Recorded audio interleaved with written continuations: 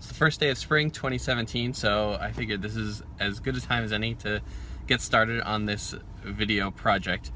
I'm finally on my way home, and now that it's still light out when I get home, I can probably work on the car a little bit. So here we go.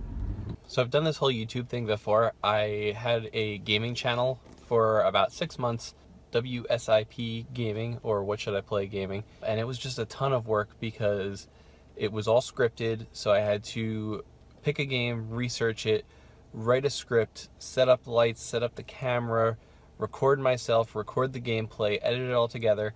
And lately I've been watching a lot of vlogging, and I decided I was going to crib some of their style, go into vlogging. That way I can kind of incorporate a lot of my car stuff and hopefully show you guys how to do some of the things that I'm doing. A lot of this stuff I've never done before, so I'm going to be figuring it out along the way, and we can figure it out together. YouTube has been a tremendous source of information for me, not just entertainment wise, but how-tos, and I just want to contribute to that. It's 6 o'clock, we're just getting out of work. It's super windy, so I don't even know if you can hear me over this. This is Sean. Hey. He just got an awesome new Versa, but we're CVT twins, because I've got the Rogue over there. So I'm going to try and get home and show you guys the car.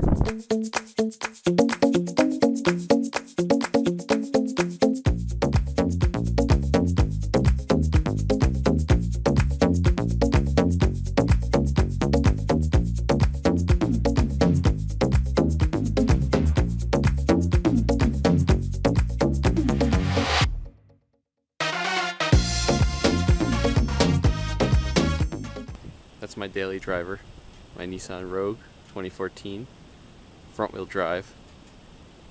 Her name's Anna, after Rogue from X-Men, and she keeps me safe and gets me good gas mileage, so that's why I keep her around. It's pretty dirty right now though. We got a bunch of snow last week, so all that salt. So much snow, so very much snow.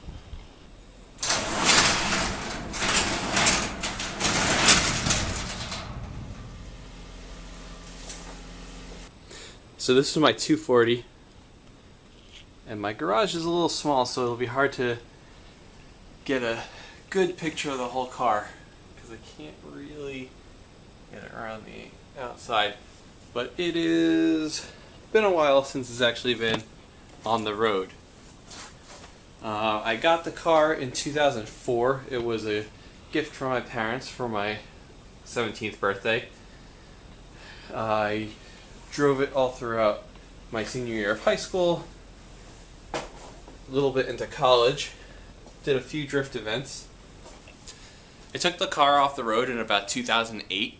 I wasn't driving it, I was living at college, and it was just costing money and insurance. So we took it off the road and put it in my parents' backyard, where it sat for about 3 years.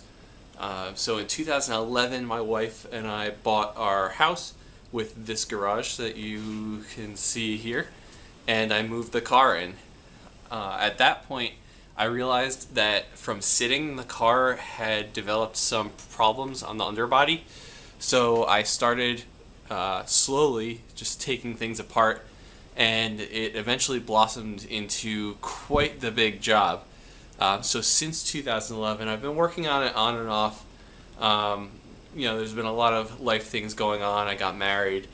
I've been adjusting to my career. Plenty of things to keep me away from the car. But I've always wanted to come back to it. I've always kept it.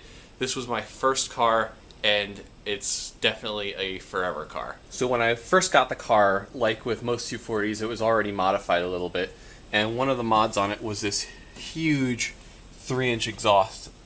I have it off the car right now. But another one of the mods, if you can call it a mod, was a air filter. And that was pretty much it. The only other thing that I might consider a mod is on the rear quarter windows and the rear window. There was this ugly purple tint, and I started removing it a little bit, but it was applied so poorly that it's super slow going. So I think I have it mostly off the quarter windows, but there's still a lot to go on the rear window, and that's something that I just need to put the time into and get done. One of my first mods was to move the battery to the trunk. I got an Optima battery, put it in the trunk, and I got some real heavy, I forget if this is 1 or 0 gauge cable, and fed it all the way through the car, all the way to the back. I also installed this epoxy grounding kit. I think I got it because I saw it in a magazine, and it has given me nothing but trouble. Inside here it's basically capacitors and an LED, but the way it's hooked up, this LED is a parasitic drain on the battery, so when I was away at school and the car wasn't started for a while, this little LED would drain the power from the battery over several weeks to the point where it wouldn't start anymore. So I think I'm going to get rid of this because it's not really providing me any benefit. My second mod was this set of coilovers. They're Silk Roads by Section Autos, and I think about 10 years ago there was a forum group buy that I was able to get part of, and I got these for a pretty good price. I actually put my coilovers on the day before I met my wife, so I'll always remember the day they went on. My next mod was right here. Actually, my dad and my brother did a bulk of the work on this because I was away at school. This car was originally an automatic, so I was able to get parts from an S13 and do a full auto to manual swap on the car so that I could drift with it. I think my friends also got me this drift button for my birthday. Also around that time, my brother was building his drift car. It was a Mazda RX-7 FC with a Chevy 350 small block in it, and it was originally built to be a full race car. So to kind of understand and learn a little bit about how to put the cage in, we did this cage with the swing out door bars for my car. Full welded in roll bar. I believe it's 4 points technically, but it also has some tie points down in the trunk there, which I can't really show you because being in the garage, this car becomes a catch-all for piling stuff and stacking stuff. So while the auto to manual swap was getting done, I took that opportunity to replace some of the components. So along with the manual transmission, I installed this aluminum drive shaft from driveshaftshop.com. I also got a Fidanza aluminum flywheel and an ACT 6-puck unsprung clutch, which was a hell of a thing to learn how to drive stick on. And I also did stuff like the chromoly clutch fork pivot ball, braided stainless steel Teflon coated line. So the last really notable mod I did was this valve cover, which you can see now after over 10 years of wear and tear is pretty grimy. So we did this pink paint job back in high school. We had our crew of friends. Our team name was Pink Tops, and that stemmed from a inside joke that we had. So Pink Tops started when my friend Dave was starting to get into cars, and he was always asking us questions about the SR motor, and we would jokingly tell him, oh yeah, there's red top SRs, black top SRs, blue top SRs, green top SRs, and even pink top SRs. So for some reason Pink Tops stuck, and we decided to paint our valve covers pink and adopt that as our team name. So this was done really crappily with like some hardware store rattle can paint, which is why it flaked off a lot over time. But actually for Christmas one year, my dad got me this, which is a bubblegum pink powder coated valve cover. It's got the letters ground off so you get that nice contrast. The problem is, this is for a front wheel drive KA. That's a rear wheel drive KA.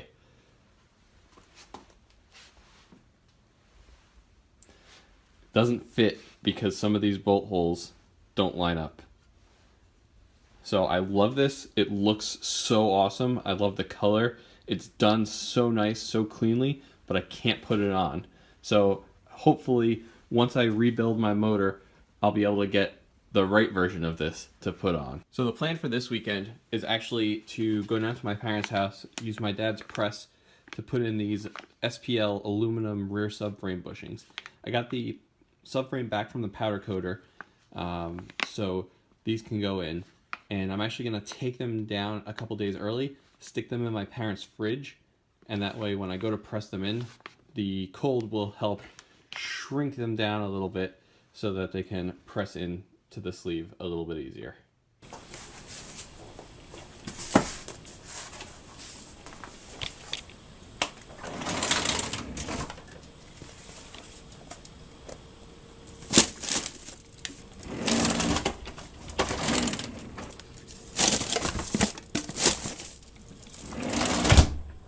Mom spaghetti. This is Abby. She just likes to lay here in the sun, keep guard over the house. That's where my car sat for about 2 years, rusting away, before I rescued it to my garage. Spring is coming.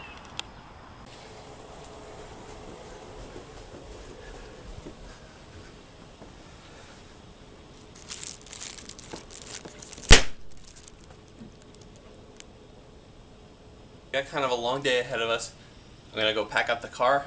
We're gonna shoot out to get some coffee.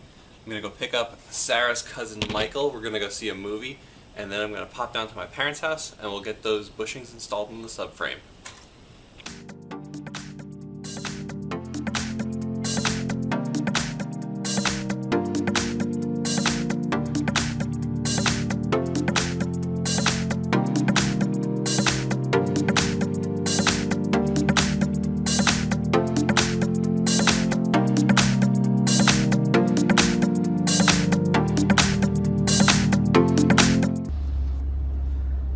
We're in the car on the way to the movies. Michael, what movie are we going to see? The new Power Rangers movie. Yeah. So afterwards, I'll give you our reactions. Just got out of Power Rangers and it was awesome. I like all the new characters. I can't get over how much Naomi Scott looks just like Amy Jo Johnson. And I didn't like the Zords and costumes going in, but the more I saw them in action, the more they grew on me. Do you like it? Cool.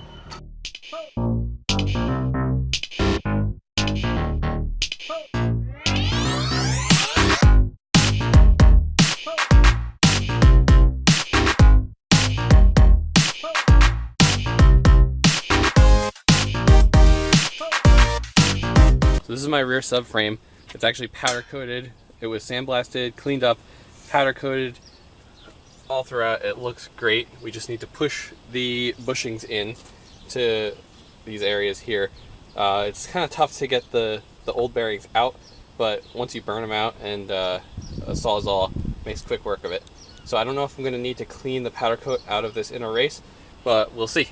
So the bushings measure 27 in the center there actually. 20 degrees Fahrenheit. So check the OD, compare it to the subframe, and see if we'll be okay with that powder coat. Looks like we're at 2590. So what do you got here? My 69 Chevelle Yanko clone and the new heartbeat of 548. Going to be pushing about 650 to 700 horsepower.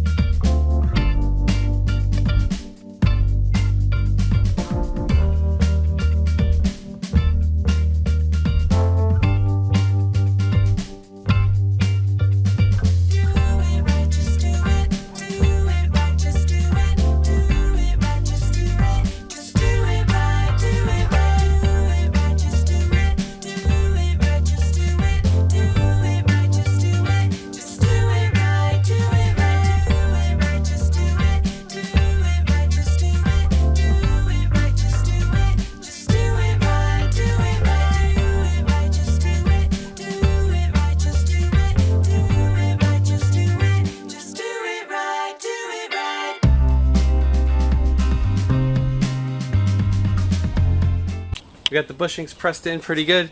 A little scuffage here on the powder coat, but that's not bad for how we had to maneuver this thing around. So that's the installation of the solid aluminum SPL subframe bushings.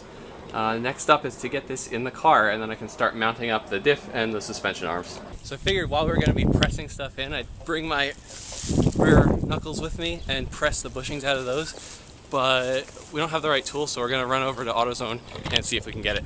We struck out on getting tools at both Pep Boys and AutoZone, so I think we're going to call it a day, and I'll have to order the tool online, and we'll get to that next time. Next time I'll have to take this for a ride. And maybe that too. So it's the next day, it's back to being cold and rainy. I spent the morning driving around to a few AutoZones, Advanced Auto Parts, Home Depots looking for a bushing press, and I still haven't been able to find one. So I'm gonna call that a wash for this week. All I really wanted to get done was get the rear subframe bushings pressed in, and we got that done, so anything else would have just been a bonus. But thanks for watching.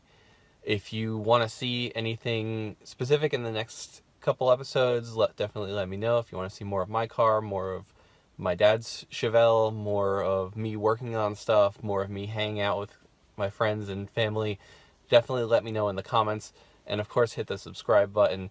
You know, I really want to start getting into this and posting videos weekly. Hopefully it'll be a little bit more motivation to get my car done and get back on the road. I'm sorry there wasn't any driving this time, but I'm getting some camera stuff worked out. I should have a GoPro available to use, so maybe I'll hook it up to something and take it for a ride next week. Bye.